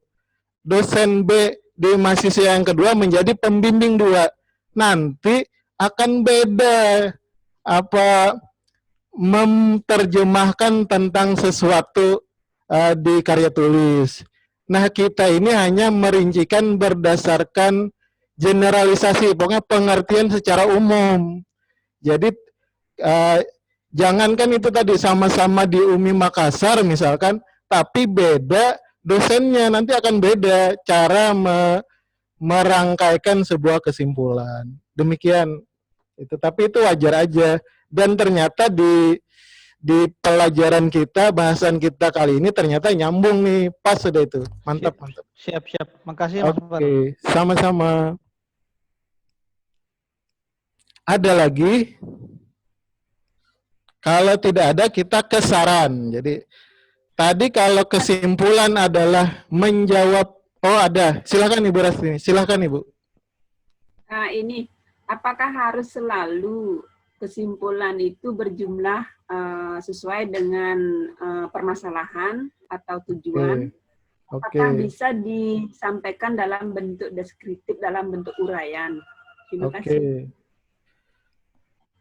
Secara prinsip bisa Ibu, tapi karena kita ini adalah untuk penilaian DUPAK, maka kita pilih yang terbaik. Yang terbaik itu dia sistematik, artinya sistematik itu nyambung dari permasalahan ke tujuan, ke bahasan sampai kesimpulan dan saran. Maka paling bagus penulisannya jika 5 permasalahan, 5 juga tujuan, 5 hasil dan pembahasan, dan 5 kalimat kesimpulan. Kalau sarannya 3 buah kalimat karena manfaatnya 3 tadi, apa yang kita tulis sebelumnya. Ini hanya format terbaik Ibu untuk apa pembacaan terbaik oleh tim penilai. Tapi kalau Ibu nulisnya nanti ternyata digabungkan menjadi hanya 3, ya nggak apa-apa. Tapi kan apa ya, kita menampilkan yang terbaik aja supaya nilainya yang terbaik juga gitu kan harapannya. Jadi hanya trik supaya tulisan kita terlihat sistematis. Jadi nanti sebetulnya penilaiannya itu ada 8 selain sistematis. Nanti di seri yang berikutnya, seri 7 atau 8 kita bahas. Kalau yang sekarang khusus menulisnya saja dulu. Nanti di seri 7 bagaimana dia dinilai, apa saja kriteria penilaian sebuah karya tulis, itu coba kita uraikan nanti Ibu. Demikian Ibu Rastini. Oke, Bapak dan Ibu ada lagi? Nggak ada ya? Nah, kalau tidak ada, kita tiba kepada saran. Kalau kesimpulan adalah menjawab tujuan, saran adalah menjawab manfaat. Kita kemarin menulis manfaat itu 3. Maka nanti sarannya juga 3. Jadi misalkan bagi rekan-rekan sesama penyuluh, jadi dapat menjadikan materi pada buku ini sebagai referensi dalam penyusunan materi penyuluhan di wilayah kerjanya masing-masing. Misalkan bagi para pelaku utama dapat menjadi referensi dalam pemilihan segmentasi usaha yang lebih baik misalkan.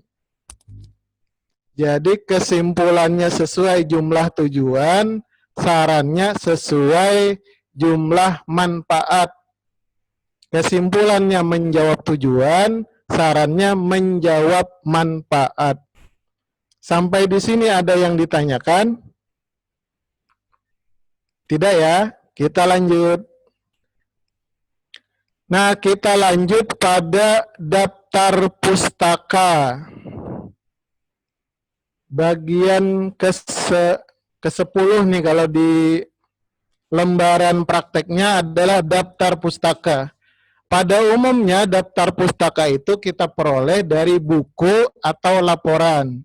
Jika dari buku atau laporan dan lain-lain yang sejenisnya, maka kita harus menulis daftar pustakanya, nama, tahun, judul bukunya, kemudian penerbit dan kota penerbit. Seperti contoh di layar.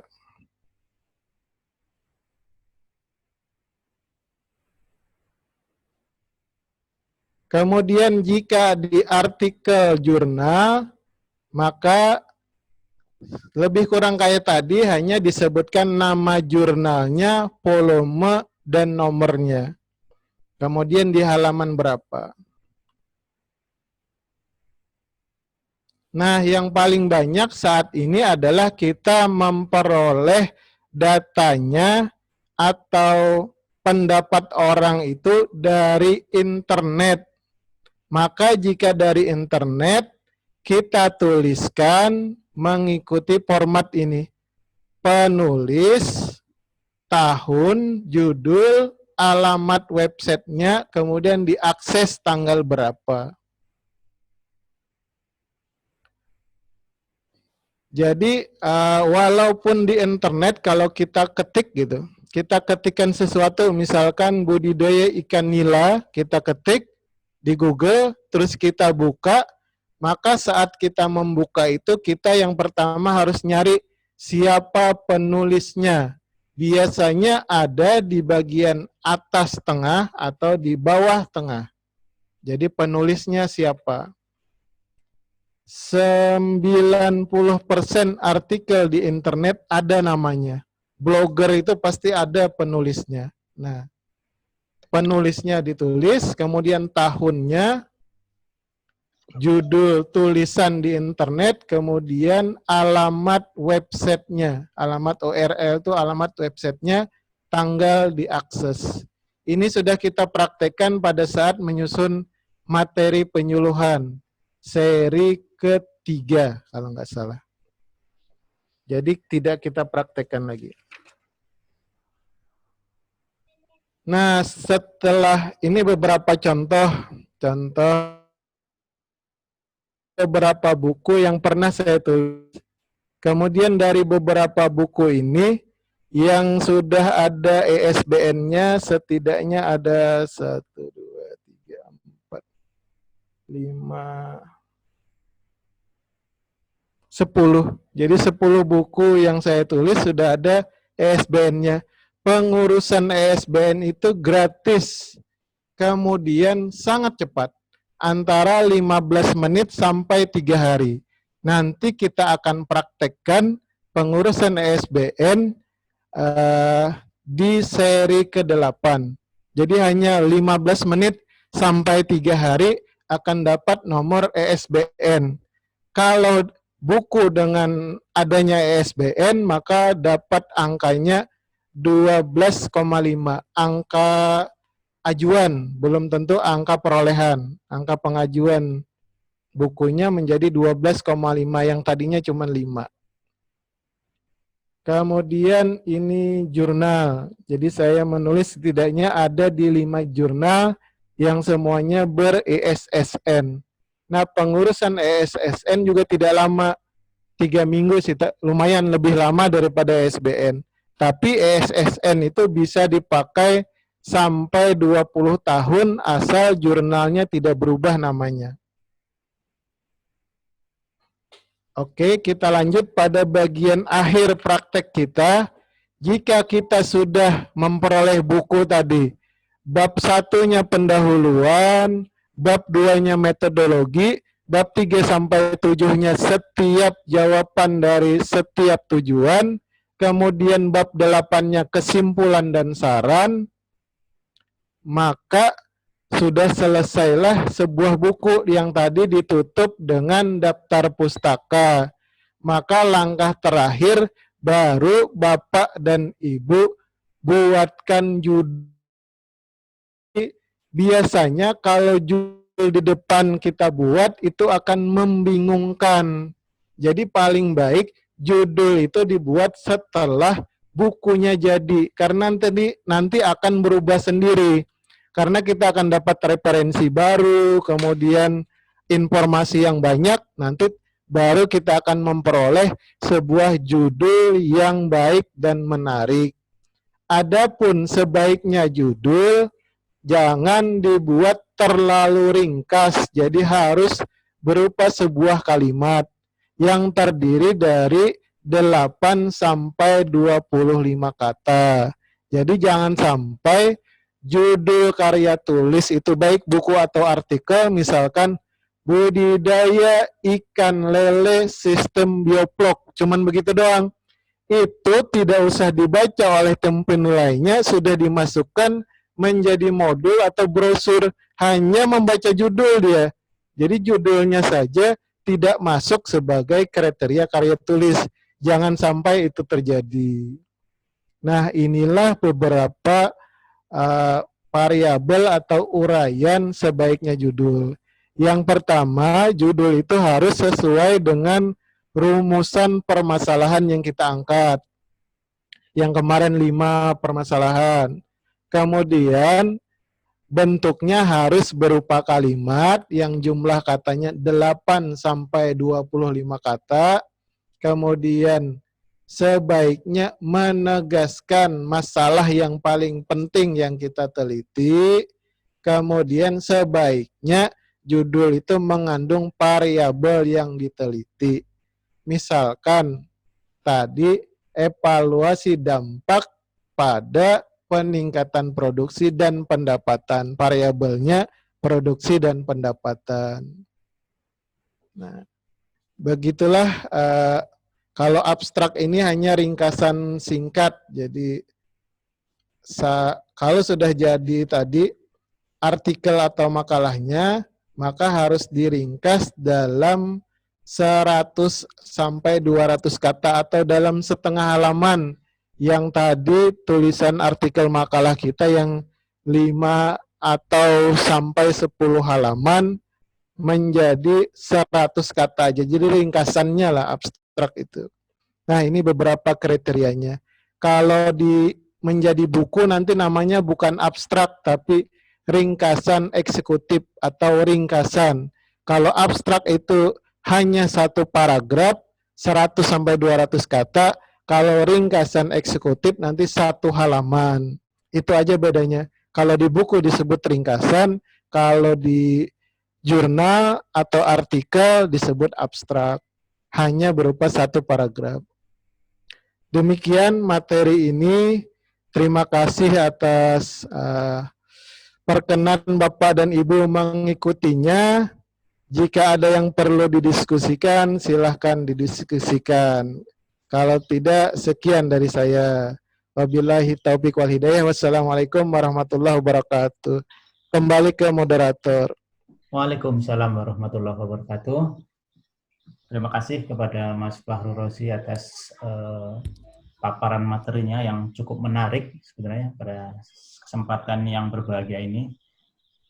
Saya kira ini ada hal-hal yang perlu kita tegaskan di sini bahwa kebanyakan dari kita dalam menyusun karya ilmiah itu rata-rata tidak memperhatikan hal-hal yang saya kira ini sebetulnya sepele. Tapi ternyata tadi sempat ditanyakan bahwa untuk kesimpulan dan saran, ya kan, bahwa kesimpulan itu kan menjawab dari tujuan. Nah, itu kan. Kalau tujuannya 5, ya minimal harusnya kesimpulannya juga 5 kan seperti itu. 5, betul ya. Demikian juga untuk saran. Saran juga seperti itu. Saran menjawab manfaat. Kalau manfaatnya 2, ya paling enggak minimal sarannya ada 2. Tapi itu yang terkadang kurang diperhatikan mungkin bagi teman-teman, atau mungkin bagi saya juga seperti itu gitu loh. Seperti itu.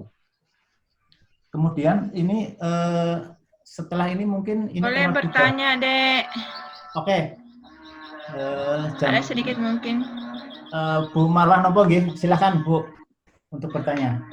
Terima kasih, Dek Parul. Siap, Ibu. Terima kasih atas uraiannya, ini sangat luar biasa karena betul-betul dijelaskan secara mendetail. Mudah-mudahan teman-teman kita semua sudah mengikuti aturan apa yang dijelaskan tadi. Nah, ini mengenai makalah. Siap, kan Ibu. di dalam penilaian penyusunan makalah.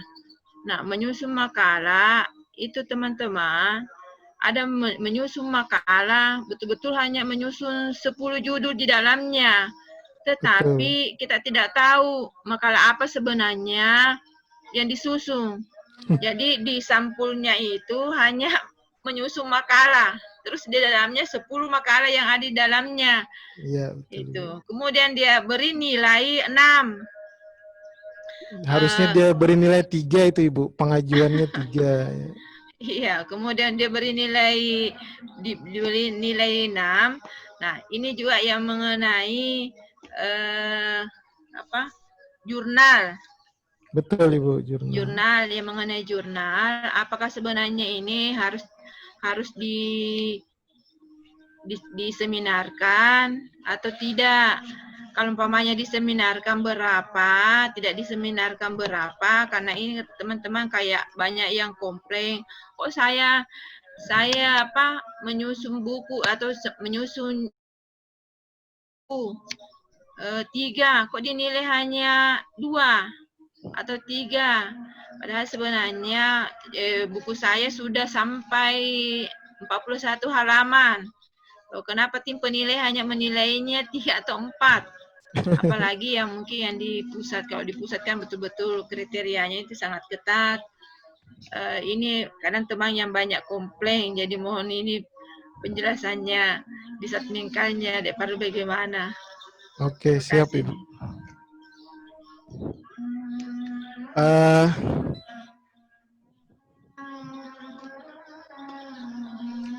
Ini pertanyaannya, ya halo, saya langsung jawab ya Pak. Silakan. Oke. Moderatornya.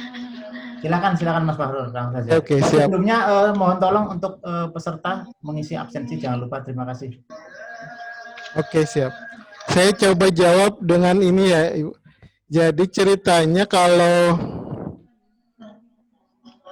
pengembangan profesi itu penilaiannya agak sulit karena akan berbeda-beda disiplin ilmu dan alma maternya, tetapi akan menjadi rata jika memakai ini. Kita coba satu-satu ya Ibu.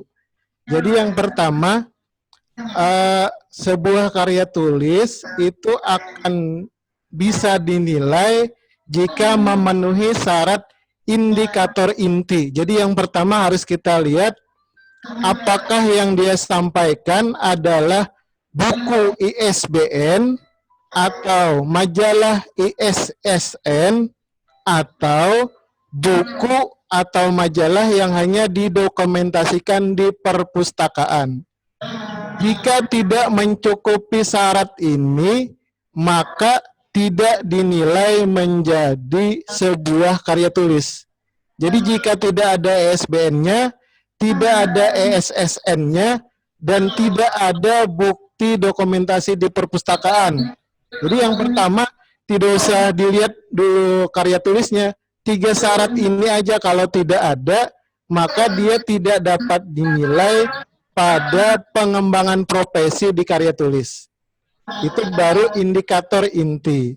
Sekarang kita jika salah satu di indikator inti terpenuhi, misalkan saja ada bukunya, buku jurnal tadi yang 10 makalah, buku yang dia buat sendiri, yang terdiri dari 10 makalah, ada bukti dokumentasi di perpustakaan.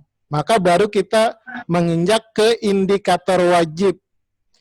Wajibnya di karya tulis itu harus berupa karya cetak asli. Jadi bukunya sudah dijilidnya itu seperti buku cetak yang di Gramedia. Jadi bukan print lalu dilakban.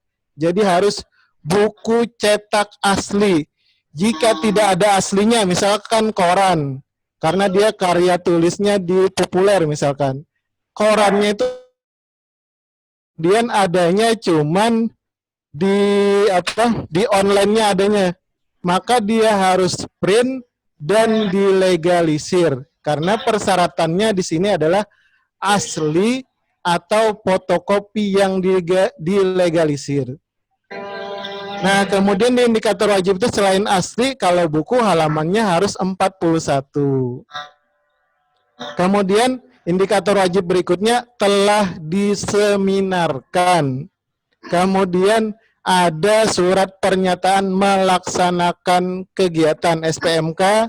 Kemudian yang keempat adalah ada surat pernyataan orisinil atau bebas plagiat atau pernyataan belum pernah disusun orang lain.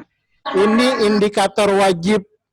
Jika ini ada, keempat syarat ini ada, baru ada kemungkinan dinilai maksimal. Misalkan pengajuan 3, pengajuan 6, atau pengajuan 12,5. Baru ada kemungkinan doang. Tapi jika salah satu di indikator wajib ini tidak terpenuhi, maka nanti dibagi 4, misalkan dari 4 ini hanya terpenuhi 2, maka angka maksimalnya hanya 50% dari pengajuan. Tapi itu baru berbicara angka maksimal. Nanti kita masuk ke indikator hitung. Sampai di sini tergambar Ibu Marwah? Ya, siap. Oke, tergambar. Nah, jika jadi di indikator wajib ini, jika sudah melewati indikator inti, maka pasti dinilai di indikator wajib. Jika indikator wajibnya hanya ada 2 dari 4 syarat ini, maka nilai maksimalnya hanya 50%. Jika 3 ada indikator wajibnya, maka maksimal angkanya adalah 75%. Hilang suaranya. Halo, ya. Mohon maaf ya. Jadi indikator wajib itu menggambarkan persentase maksimal dapat ternilai dari 4 ini. Setiap satu indikator 25%. Nah, taruhlah tadi tidak diseminarkan. Padahal indikator lainnya yang cetak aslinya oke, SPMK ada, kemudian surat pernyataan bebas orisinilnya ada. Maka nilai maksimal yang dapat dia peroleh hanya 75%. Tetapi itu belum tentu 75% itu kita bawa lagi ke indikator hitung yang ada di layar nih. Indikator hitung yang pertama adalah dilihat apiknya. Asli, perlu, ilmiah, dan konsisten. Itu indikator yang pertama. Indikator yang kedua, belum ada yang menulisnya. Ini sangat mudah diceknya. Tinggal diketik judul yang dia tulis, maka akan muncul. Atau diketik kalimat pertama di paragraf pertama, maka akan muncul plagiasinya ataupun sudah pernah disusun atau belum. Apalagi memakai aplikasi, misalkan aplikasi konsistensi. Jadi nanti mungkin satu buku, laporannya tuh bisa 100 halaman ke plagiasinya dengan tulisan yang lain. Jadi kalau tim penilai itu sangat mudah, misalkan hanya buka aplikasi Setliner misalkan, kita masukkan aja. Apalagi sekarang filenya bentuknya PDF, masukkan di situ, pasti ketahuan halaman pertama dari motif dari siapa, halaman kedua dari siapa. Nah, itu yang kedua. Yang ketiga adalah metodologinya, metodologi yang kita sudah bahas tadi, pengumpulan analisa data. Kemudian yang keempat adalah adanya surat tugas atau surat keterangan instansi, artinya dibutuhkan oleh instansinya. Kemudian yang kelima adalah daftar pustakanya. Kemudian yang keenam, riwayat penulis ini ceritanya dia sudah memang betulan menyusun apa enggak, kemudian kira-kira yang sudah-sudah tuh plagiasi atau gimana, jadi riwayat keterpercayaan terhadap si penulis. Nah, pada umumnya begini cara menghitung sebuah karya tulis di Satminkal kami. Tetapi setiap indikator di indikator hitung itu akan berbeda penilaian di setiap orang. Jadi di tim kami, misalkan di penilaian terhadap satu buah buku, kedua orang di dalam satu tim, kan satu timnya terdiri dari 2 orang, kedua-duanya harus melihat buku tersebut. Jadi khusus untuk buku karya tulis dinilai 2 kali di satu tim, kemudian nanti baru dibahas di pleno. Demikian Ibu. Oh ya, sedikit mungkin saya ini mengenai penyusunan makalah. Kan 10 di situ di permen 10 judul makalah. Apakah makalah buku kita dalam bentuk buku, apakah makalah kita atau makalahnya orang yang kita susun? Itu yang pada umumnya yang teman-teman usulkan makalah itu adalah sendiri. Makalah orang lain. Oh, salah Ibu, kalau itu makalah sendiri. Kemudian saran saya sebaiknya makalah itu dinaikkan menjadi artikel atau makalah di dalam majalah. Majalah itu salah satu di antara 3, jurnal, buletin, atau proceeding. Jadi nilai setiap artikelnya 6. Kalau yang tadi ini pengajuan 3 ini jarang bisa gol Ibu, karena nulis satu aja sulit sebetulnya. Sebetulnya lebih enak dia menulis menjadi buku. Pengajuannya 5. Yang tadi sama ini sebetulnya.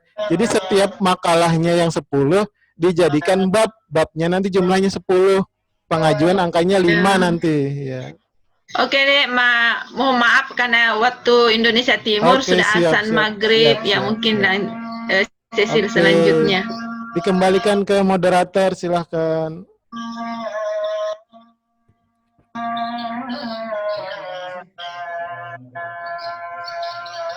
Pak Marbo. Mas Roji. Makasih Mas Roji. Ya. Kalau izin, moderator bisa? Satu pertanyaan lagi mungkin ya. Ya. Belum ditutup. Silakan. Tentang buku yang harus seperti Gramedia, jadi yang tidak boleh dilakban, jadi asal dia tertutup cover. Apakah bisa ukuran A4 atau harus A5 mini? A5 Ibu. Oh, harus A5? Enggak ada keharusan, cuman yang paling wajar A5. Yang paling wajar, yang paling banyak di pasaran A5. Bentuknya kan A4 dibagi 2 seperti ini kan. Nah, soalnya kalau A4 nanti serupa dengan majalah yang jurnal, proceeding kan bentuknya, tapi boleh kalau sulit mengeditnya boleh, yang A4 pun boleh. Boleh aja. Kemudian nanti dijilidnya jangan di fotokopian, jilid dipercetakan. Jadi nanti juga tidak mahal. Rata-rata menjilid satu itu 15.000 sampai 20.000 sudah jadi seperti buku Gramedia. Kemudian lanjutnya Mas Roji, surat pernyataan bahwa karya tulis ini bebas orisinil. Orisinil. Itu siapa yang menerbitkan? Kita yang tanda tangan di atas materai, Ibu. Jadi jika ada pernyataan itu, maka sistem penilai wajib mempercayai bahwa dia sendiri yang membuat. Walaupun nanti kita kan akan menguji. Ada uji Google, ada uji Setliner, ya. Tapi dari segi itu aja kita sudah harus wajib mempercayai dia membuat sendiri. Walaupun kita kan di tim penilai ada tekniknya lagi untuk mengujinya, menguji kepercayaan tersebut. Demikian Ibu. Nanti kalau contohnya nanti saya beri contoh bukunya, satu buah buku lengkap, jadi yang ada surat pernyataannya dan lain-lain. Demikian Ibu. Ya oke, demikian saya kira para partisipan dan narasumber yang kami hormati, karena waktu juga kita di waktu Indonesia Barat juga sudah jam 17 lebih ini Pak Fahrur. Siap. Jadi saya kira acara di kesempatan kali ini kita akhiri. Masih ini adalah tema seri ke-6 ya. Sudah selesai berarti seri ke-6 Pak Fahrur ya. Ya, betul, sudah selesai. Betul. Besok insya Allah hari Kamis kita akan lanjut ke seri ke-7. Oke, terima kasih. Ini saya kira informasi penting hari ini. Dan saya kira saya akhiri dari kami, panitia dan penyelenggara pada kesempatan kali ini. Terima kasih atas partisipasinya, dan pada Mas Fahrur, terima kasih sekali sudah mau berbagi. Sudah 6 seri ini Mas Fahrur, terima kasih. Dan saya akhiri. Billahi taufik wal hidayah. Wassalamualaikum warahmatullahi wabarakatuh. Waalaikumsalam warahmatullahi wabarakatuh. Terima kasih narasumber, terima kasih. Mohon maaf jika ada salah-salah ya. Terima kasih. Terima kasih Pak.